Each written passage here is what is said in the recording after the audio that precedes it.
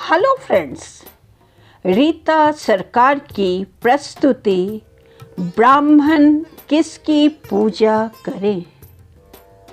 एक दिन महाराज कृष्णदेव राय ने कहा, सभी दरबारी तथा मंत्रीगणों को यह आभास तो हो ही गया होगा कि आज दरबार में कोई विशेष कार्य नहीं और ईश्वर की कृपा से किसी की कोई समस्या भी हमारे सम्मुख नहीं।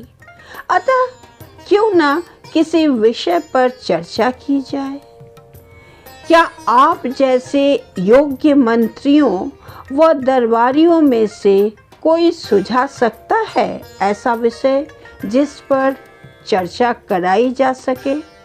तभी तेनालीराम बोला, महाराज, विषय का निर्णय आप ही करें तो अच्छा होगा। महाराज ने कुछ सोचा और फिर बोले, जैसा कि आप सभी जानते हैं कि क्षत्रिय, वैश्य, शूद्र तीनों वर्ग ब्राह्मण को पूजनीय माने। सभी दरबारियों और मंत्रियों को महाराज का यह प्रश्न बेहद सरल प्रतीत हुआ।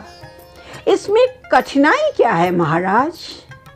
ब्राह्मण गाय को पवित्र मानते हैं।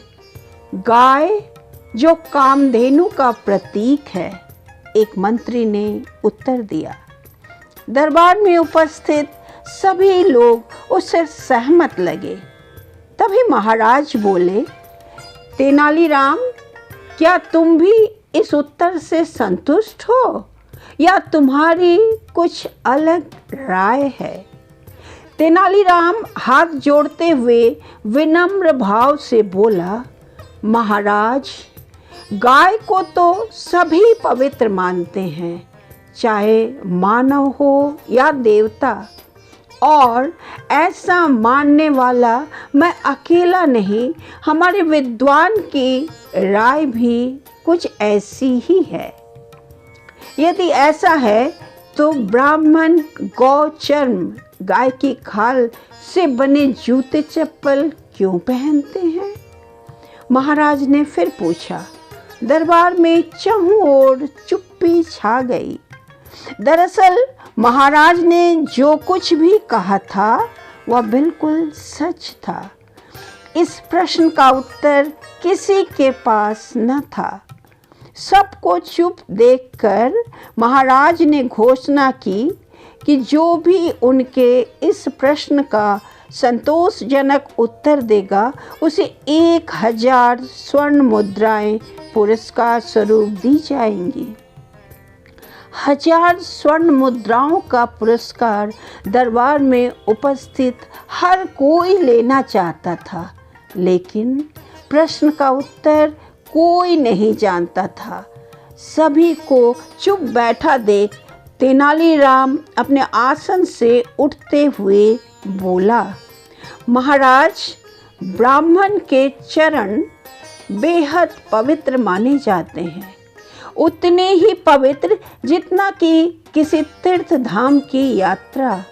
अतः गौ चर्म से बने जूते चप्पल पहनने से गायों को मोक्ष मिल जाता है। गलत तो हर हाल में गलत है, महाराज बोले। गौ चर्म से बने जूते चप्पल पहनना जायज नहीं कहा जा सकता, फिर चाहे पहनने वाला ब्राह्मण हो या किसी अन्य वर्ग का। लेकिन मुझे खुशी इस बात की है कि तेनालीराम ने उत्तर देने का साहस तो किया। चतुराई भरा उसका उत्तर उसे 1000 स्वर्ण मुद्राएं दिलाने के लिए काफ़ी है। तेनालीराम की अगली कहानी के लिए इंतज़ार करें। धन्यवाद।